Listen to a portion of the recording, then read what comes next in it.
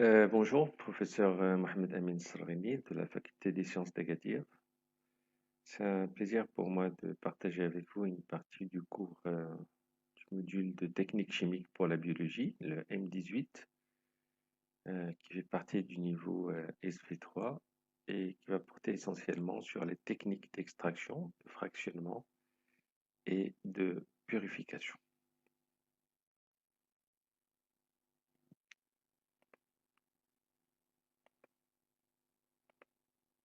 Alors, ce cours comporte un premier chapitre sur les techniques de préparation du matériel biologique, un deuxième chapitre sur les techniques de précipitation, un troisième chapitre technique d'extraction, et c'est cette partie-là que je vais traiter, qui comportera l'extraction liquide-liquide, l'extraction solide-liquide et l'extraction par un fluide supercritique. Dans le quatrième chapitre, qui va traiter les techniques de fractionnement et de purification, nous verrons les techniques de décantation, la centrifugation et également l'ultracentrifugation.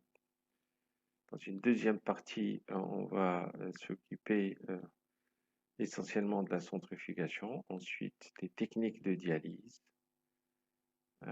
ensuite des techniques de chromatographie, techniques électrophorétiques, donc tout ce qui concerne l'électrophorèse, et pour finir, nous verrons des méthodes optiques dans ce cours.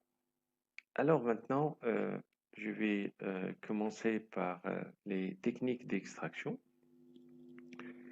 Et au fait, le problème qui se pose, c'est que quand on a envie d'isoler une molécule donnée à partir d'un matériel biologique, on va commencer d'abord par extraire cette molécule. Alors, si je donne l'exemple d'une molécule intéressante qui se trouve dans les pétales de rose, par exemple, qu'on va extraire pour son odeur, on va donc partir de ces pétales de rose, qui est du matériel biologique, et il faut donc extraire la molécule. Alors, l'extraction d'une espèce chimique donnée peut se faire grâce à un entraînement par vapeur ou par solvant. Alors, ce qu'on va faire, c'est qu'on va prendre ces pétales, on va les mettre dans de l'eau, on va hausser la température de ce mélange, et en haussant la température, on va arriver à éclater les cellules qui vont lâcher leur contenu. Et parmi ce contenu, on va trouver les molécules qui nous intéressent. Alors, il suffit maintenant d'élever la température pour que l'eau s'évapore. Et en s'évaporant, elle va entraîner avec lui, il va entraîner avec cette vapeur les molécules qui nous intéressent. On aurait donc les molécules dans cette vapeur, et si on récupère cette vapeur, on va récupérer les molécules qui nous intéressent. Donc voilà pourquoi on parle d'une technique à l'entraînement par vapeur. On peut également extraire ces molécules qui sont dans l'eau en utilisant un solvant, donc un autre liquide pour lequel ces molécules ont une forte solubilisation, c'est-à-dire que ces molécules vont passer dans ce deuxième liquide en quittant le premier liquide et on va le récupérer dans le deuxième liquide. C'est ce qu'on appelle une extraction par solvant.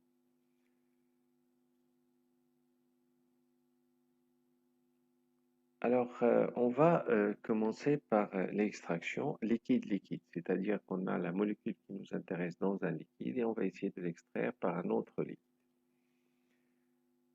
Et dans cette extraction liquide-liquide, on a l'extraction par hydrodistillation. Par hydrodistillation, donc hydro, ça veut dire qu'on utilise une phase hydrique, donc de l'eau, et distillation, c'est parce qu'on fait appel à la technique de distillation. Alors, hydrodistillation, on l'appelle aussi la technique d'extraction par entraînement à la vapeur. C'est ce que j'ai dit tout à l'heure. On va utiliser la vapeur pour entraîner cette molécule et la faire sortir de ce liquide. Alors, il est surtout utilisé, cette extraction par hydrodistillation est surtout utilisée pour l'extraction des huiles essentielles. Vous savez que beaucoup de plantes contiennent des huiles essentielles. Ce sont des molécules qui ont un intérêt, soit un intérêt thérapeutique, soit un intérêt pour la cosmétologie, des molécules qui ont une odeur. Alors, ces huiles essentielles sont de nature huileuse, c'est-à-dire ce sont des lipides et ce sont des molécules très légères.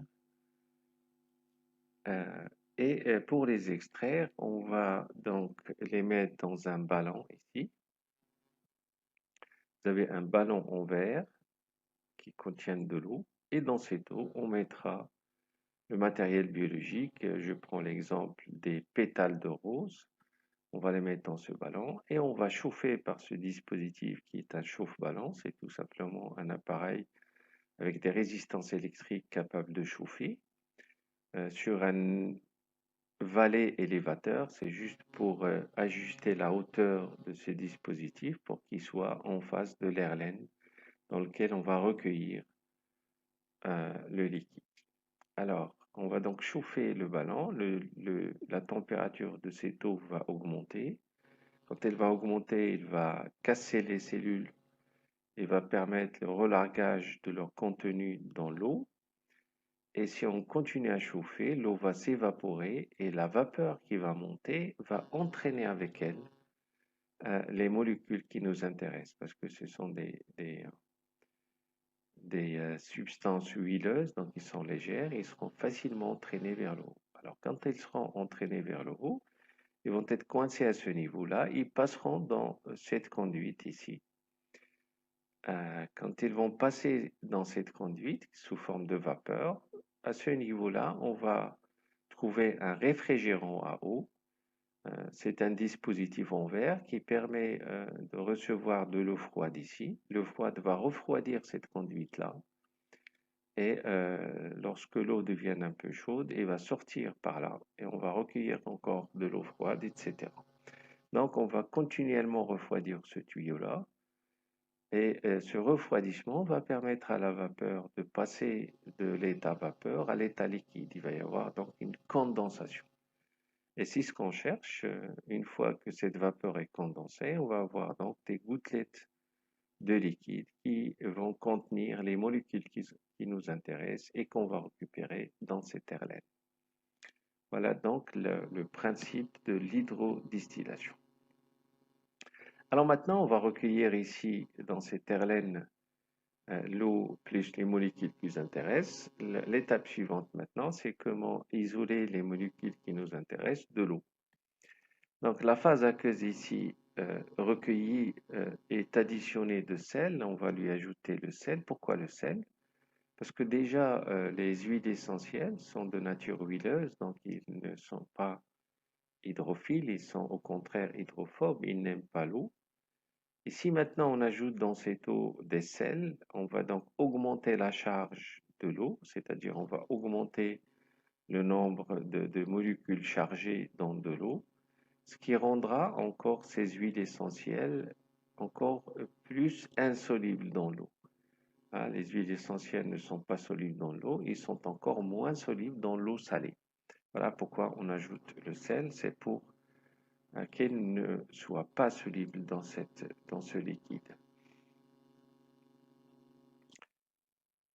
Et donc on va procéder après à une décantation, c'est-à-dire on va laisser reposer ce mélange jusqu'à ce que l'eau va être dans une phase inférieure, c'est-à-dire l'eau va s'accumuler vers le bas puisque l'eau est plus dense que les huiles essentielles et on aura une couche d'huile essentielle qui s'isole de cette eau et qu'on va donc récupérer. Alors, voilà le dispositif de la décantation. On va tout simplement utiliser une ampoule à décanter dans laquelle on va mettre le distillat, ce qu'on a récupéré dans l'Erlen, et la force de gravité va agir sur ce liquide.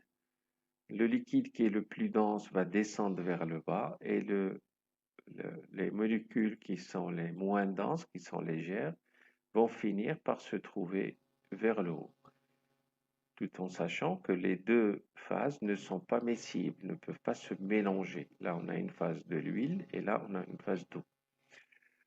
Et donc, on va avoir nos molécules ici. Il suffit maintenant d'éliminer la phase aqueuse et de ne garder que la phase huileuse qui contient les huiles essentielles. Voilà à quoi sert la décantation, qui est tout simplement de laisser reposer un liquide et en fonction de la force de gravité, on va distinguer deux phases dont la densité est différente. Alors, des fois, quand on récupère les huiles essentielles ici, il se peut que des gouttelettes d'eau soient encore avec cette huile essentielle et il est tout simplement possible d'enlever les traces d'eau en ajoutant un déshydratant, donc des molécules qui vont absorber les traces d'eau. Et en filtrant ensuite, on va récupérer que la phase des huiles essentielles. Voilà donc l'hydrodistillation et la décantation. On va passer maintenant à l'extraction par un solvant.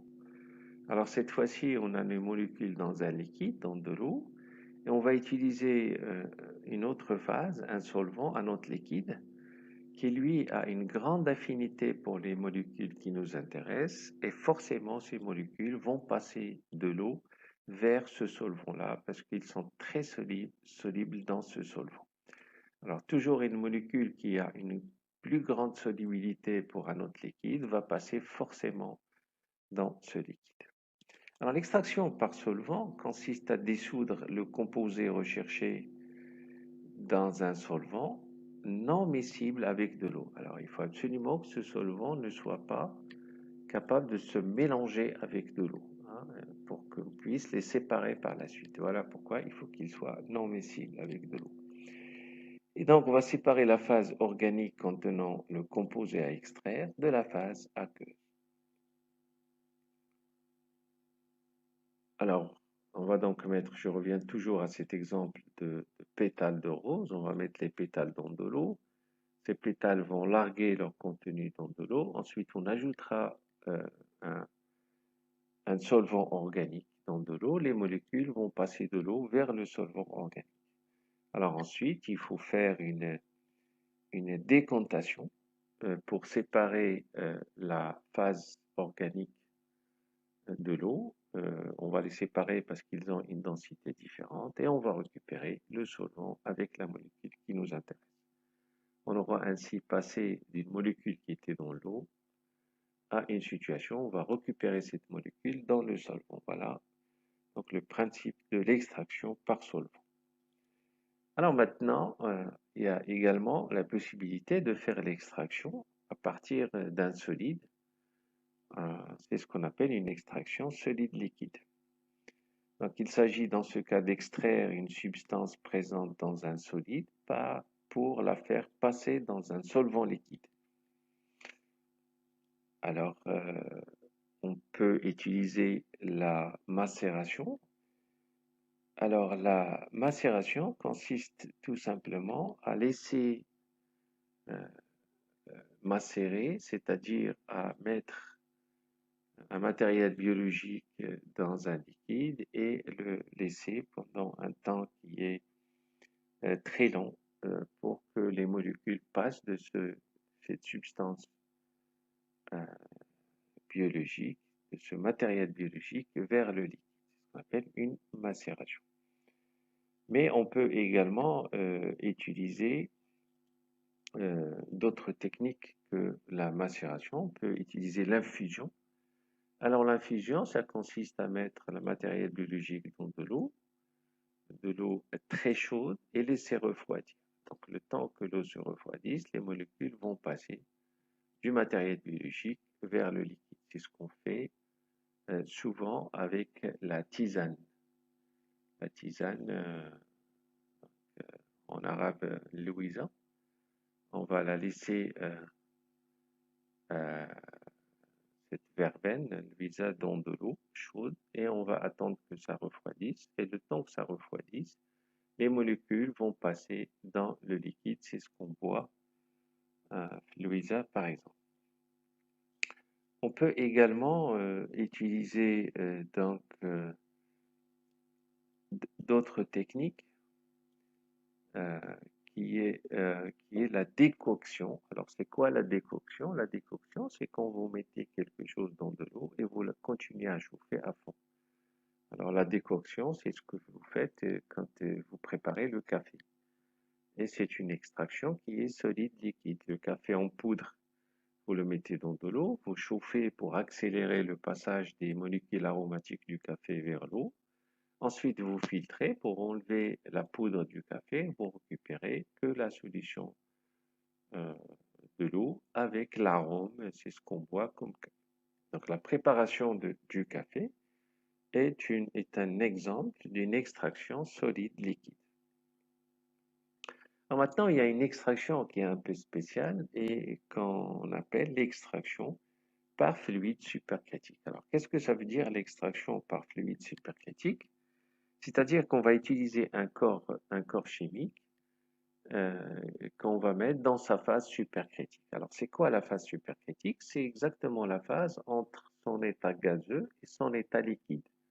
C'est exactement entre les deux. C'est quand ce corps-là va passer de l'état gazeux vers l'état liquide et entre les deux, on a une phase qu'on appelle une phase supercritique. Donc, c'est exactement la limite entre l'état gazeux et l'état liquide d'un corps chimique. Alors, ce qu'on utilise le plus souvent dans cette extraction par fluide supercritique, c'est le CO2, le gaz carbonique.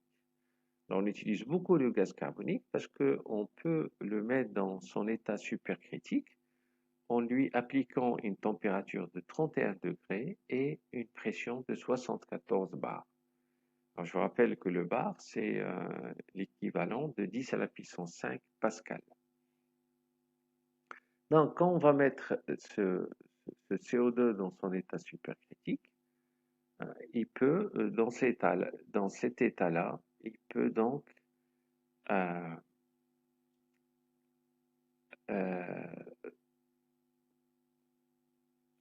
attraper, il peut donc absorber des composés qui sont apolaires. Les composés apolaires, ce sont des composés lipophiles de nature lipidique et en les absorbant dans son état supercritique, si on modifie les paramètres, soit de la pression, soit de la température, le CO2 va redevenir sous un état gazeux et en passant à l'état gazeux, il va larguer les molécules qu'il contenait auparavant et qui vont précipiter. C'est comme ça qu'on va isoler certaines molécules par l'état supercritique de CO2.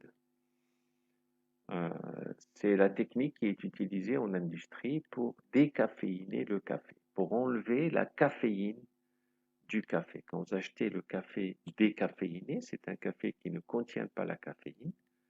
Il y a des gens qui aiment le boire sans avoir cet effet d'excitation que peut provoquer le café. Et pour préparer d'une manière industrielle le café décaféiné, on utilise cette technique d'extraction par le fluide supercritique et on utilise dans ce cas le CO2. Alors le CO2 il est pratique parce que c'est un gaz qui est naturel, donc il n'est pas toxique pour notre organisme. Il est indolore, il n'a pas d'odeur, on ne le sent pas. Et en plus, on peut le recycler, c'est-à-dire qu'on veut prendre le CO2, on va le faire passer dans l'état supercritique pour emmagasiner la caféine. Ensuite, on va le faire passer à son état gazeux pour qu'il relâche cette caféine qu'on va enlever. Et on peut ainsi le recycler. Donc, c'est un corps qu'on peut recycler indéfiniment. Et c'est un avantage pour cette technique. Alors, je reviens maintenant sur cette décantation. Pour définir cette décantation, je dirais que la décantation est une opération de séparation mécanique sous l'effet de la pesanteur de plusieurs phases non miscibles qui ne se mélangent pas. Donc, il est ainsi possible de séparer soit plusieurs liquides non miscibles de densités différentes, soit des solides insolubles en suspension dans un liquide. Hein, si on laisse, par exemple, de l'eau mélangée avec des particules fines de sable, à un certain moment décompté, on va voir le sable vers le bas parce qu'il est très lourd, et on va voir le liquide sans les particules de sable vers le haut. C'est une décontation d'un liquide chargé de solide.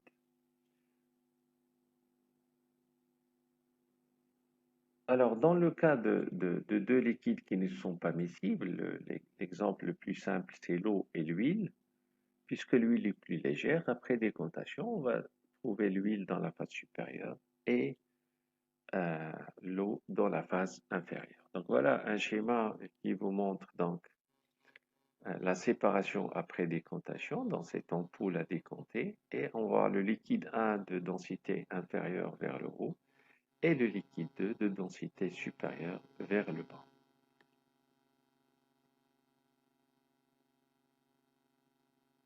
Alors maintenant, quelles sont les applications pratiques de la décontation?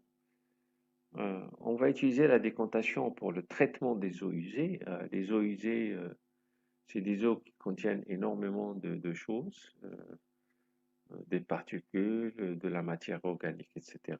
Et pour épurer cette eau, on procède dans une première étape d'abord par une décontation.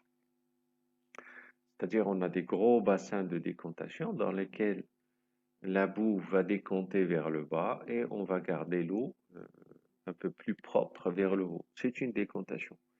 On utilise aussi la décontation pour le dessablage, c'est-à-dire pour enlever le sel de l'eau, le sable de l'eau.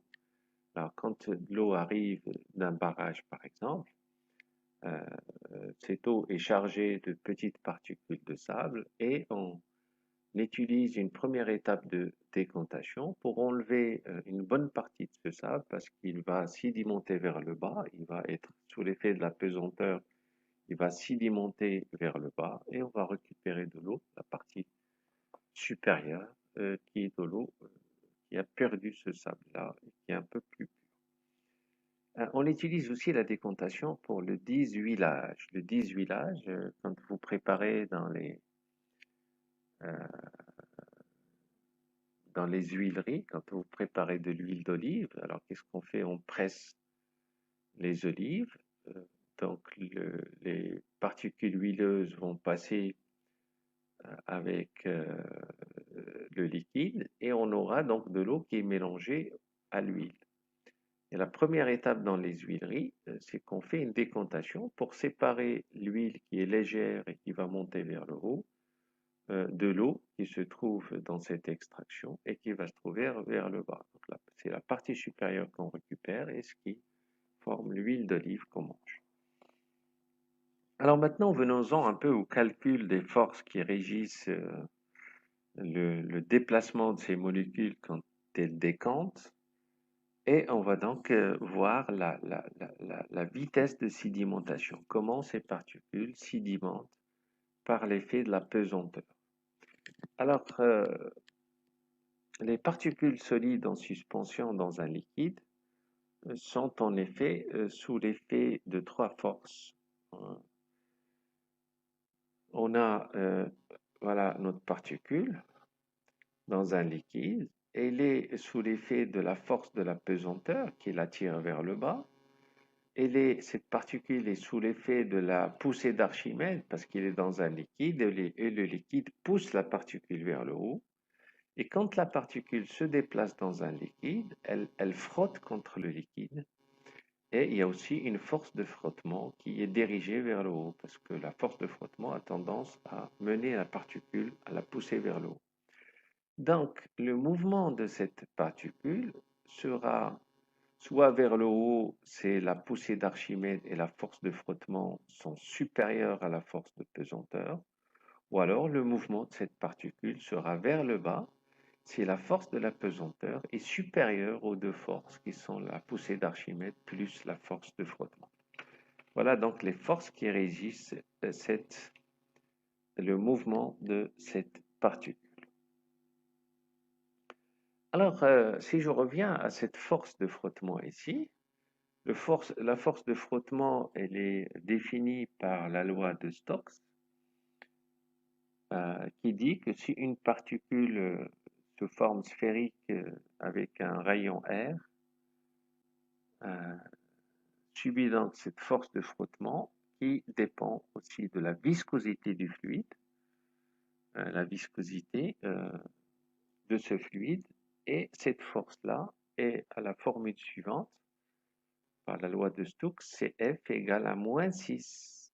Alors moins, c'est parce que la force est dirigée dans le sens contraire de la pesanteur, elle est dirigée vers le bas, voilà pourquoi il y a le signe moins.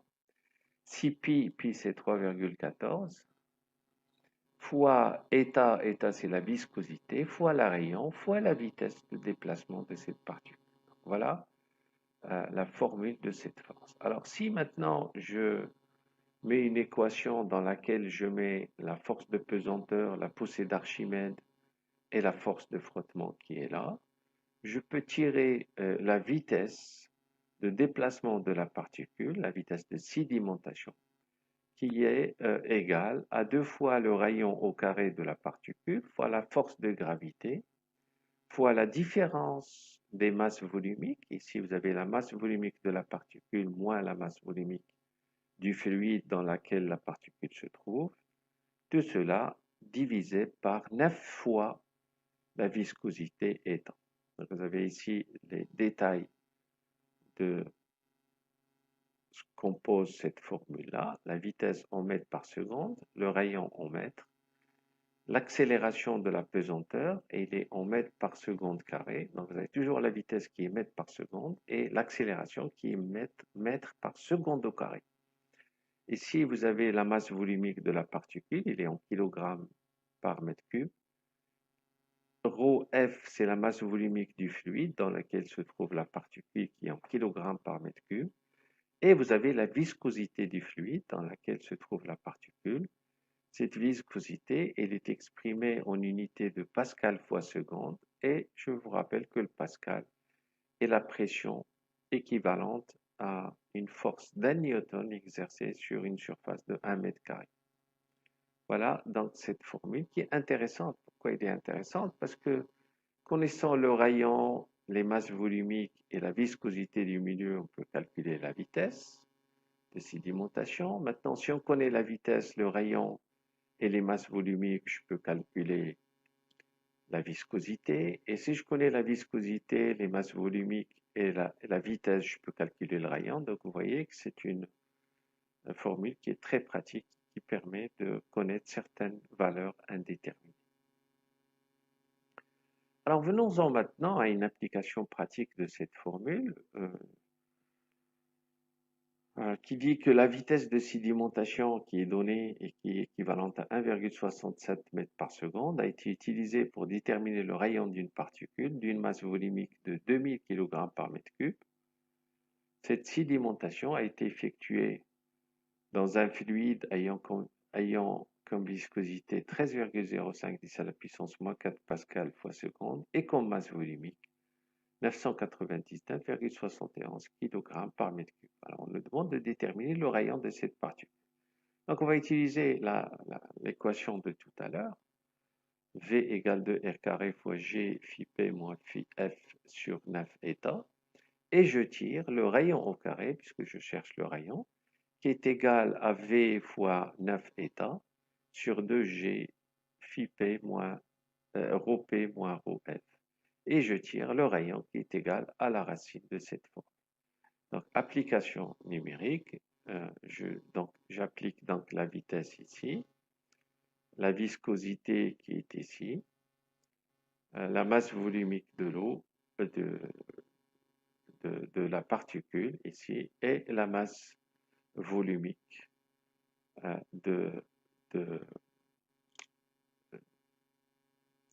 du liquide, du fluide ici. Elle est là.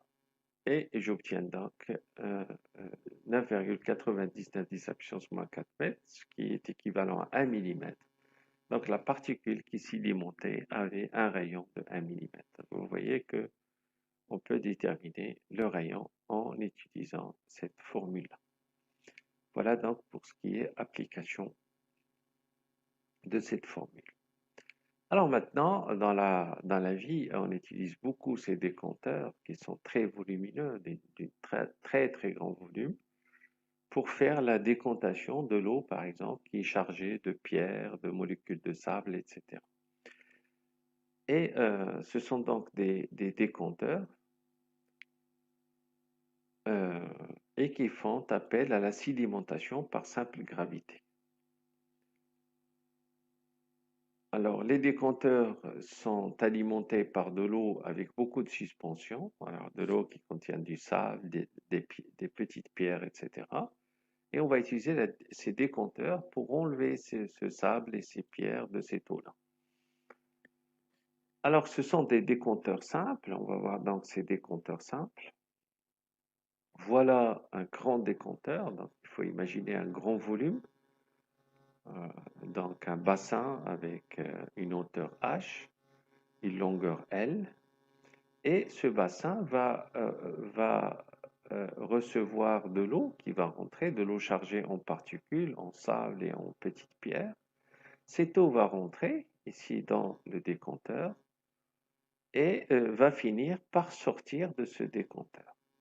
Mais dès que cette eau entre, il y a de fortes chances que les pierres contenues dans cette eau vont tomber vers le bas de ce décompteur, vers la zone de boue, et l'eau qui va sortir serait donc une eau qui est débarrassée de ces pierres. Donc, voilà le principe de fonctionnement de ces deux compteurs. Alors, venons-en maintenant au détail.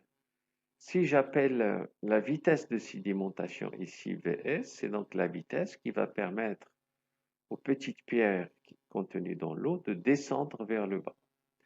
Le temps que ces pierres vont mettre pour descendre vers le bas est noté ici par Ts, c'est le temps de sédimentation. Vs, c'est la vitesse de sédimentation. Mais en même temps, on aura ce liquide qui va aussi se diriger vers la sortie. Là, pour sortir, là, il va rentrer, il va se diriger vers la sortie. Et on va définir par la vitesse de fluide, c'est-à-dire la vitesse de déplacement de l'eau, Vf, et le temps que l'eau va mettre pour sortir de décompteur, Tf. Donc Ts, c'est la vitesse de sédimentation en mètres par heure. Ts, c'est le temps en heure nécessaire pour que la particule atteigne le fond. Vous voyez que les unités sont en mètres et en heures parce que ça met un certain temps pour que l'eau passe à travers ce décompteur. Alors Vf, c'est la vitesse de transfert de fluide en mètres par heure. C'est cette vitesse-là. Et Tf, c'est le temps en heure nécessaire pour que la particule sorte du décompteur. Alors, on va donc faire des calculs pour savoir quel temps faudra-t-il, quel débit faudra-t-il pour que l'eau se débarrasse de ces particules, pour que les particules descendent vers le bas du décompteur et ne se ressortent pas avec de l'eau. Hein, c'est l'objet de cette décantation, c'est pour séparer l'eau de ses particules. Alors, si j'écris que la vitesse de sédimentation, une vitesse c'est une distance divisée par un temps, et la vitesse du décompteur serait donc sa hauteur divisée par le temps de sédimentation. Donc c'est le temps que la particule va mettre pour descendre sur toute la hauteur des décompteurs et être vers le bas. Et on va tirer de cette formule que le temps de sédimentation, c'est donc la hauteur divisée par la vitesse de sédimentation. La même chose, si je prends la vitesse du fluide, c'est la vitesse que ce fluide va mettre pour passer et sortir du décompteur, donc c'est pour traverser toute la longueur du décompteur, et donc cette vitesse serait donc une distance divisée par un temps. La distance n'est pas autre chose que la longueur du décompteur divisée par le temps pour qu'elle traverse ce décompteur. Et je tire donc le TF, le temps du fluide, est égal à la longueur du décompteur divisé par la vitesse du fluide. Alors, si je m'intéresse maintenant à la notion de débit, c'est quoi un débit? Un débit, c'est donc un volume par une unité de temps, c'est-à-dire combien de mètres cubes d'eau le décompteur va recevoir pendant un temps d'une heure. Ça, c'est un débit. Un débit, c'est un volume divisé par un temps.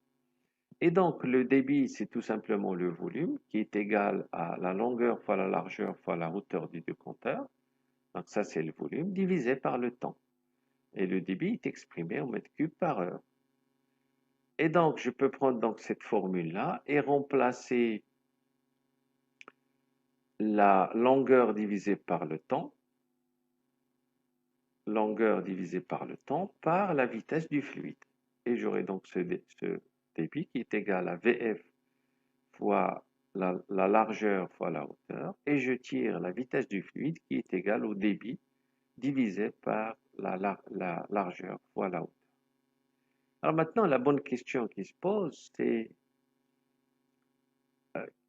qu'est-ce qu'il faudrait pour que je sois sûr que mes particules sédimentent vers le fond du décompteur et ne ressortent pas avec de l'eau du décompteur? Donc la condition, c'est qu'il faut que le temps de sédimentation soit inférieur au temps du déplacement des fluides. C'est-à-dire qu'une pierre va avoir un temps de sédimentation beaucoup plus petit pour qu'il ne ressorte pas du décompteur, pour que ce temps de déplacement de fluide soit plus grand que son temps de sédimentation. Et là, je vais être sûr que la particule va sédimenter vers le bas.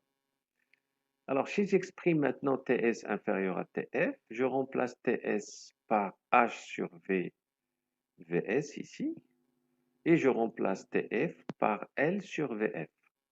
Et je tire que H sur Vs soit inférieur à L fois H sur Q. Donc, je remplace tout simplement le Vf ici par ce qu'on a dégagé tout à l'heure de cette formule-là. Et donc, je vais dire que maintenant le débit sur Vs est inférieur à L fois L ici, L fois L. Donc, je ne fais que remplacer ici les paramètres. Et je vais donc arriver au fait que le débit sur la vitesse de sédimentation soit inférieur à la surface, puisque la longueur fois la largeur, ça constitue la surface du décompteur. L fois L, largeur fois longueur, c'est la surface d'un rectangle.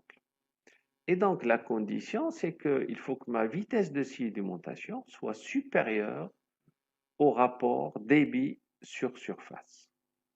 Voilà donc la condition pour que la pierre ne ressorte pas avec l'eau dans un décompteur, mais que les pierres sédimentent vers le bas.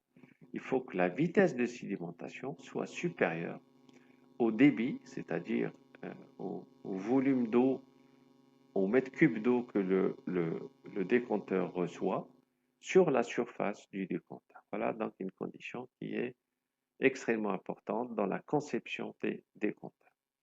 Alors, pour rapprocher un peu de la réalité, on va voir un exemple d'une application numérique. Alors, quel débit doit avoir mon décompteur si je veux faire une bonne décomptation dans un décompteur cubique de 15 mètres de côté et avec une vitesse de sédimentation de 6 mètres par heure?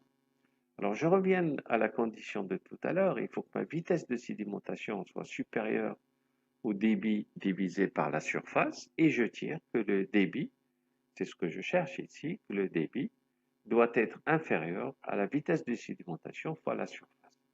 Donc, je passe à l'application pratique. Je dois avoir donc un débit qui est inférieur à la vitesse de sédimentation. On a dit qu'il est de 6 mètres par heure ici, fois la surface. La surface d'un carré, c'est côté fois côté. Donc, c'est 15 mètres fois 15 mètres. Et je dois donc avoir un débit ici qui est inférieur à 1350 mètres cubes par heure. C'est-à-dire, pour que les décompteurs marchent très bien, je ne dois pas l'alimenter avec un volume d'eau qui est supérieur à 1350 mètres cubes par heure. Donc ce décompteur ne doit pas recevoir plus que 1350 mètres cubes par heure pour que je sois sûr que les particules qui contiennent tombent dans le décompteur et que l'eau qui sort sorte débarrassée de ces particules. Voilà, j'ai terminé donc ce premier cours. Je vous remercie de votre attention.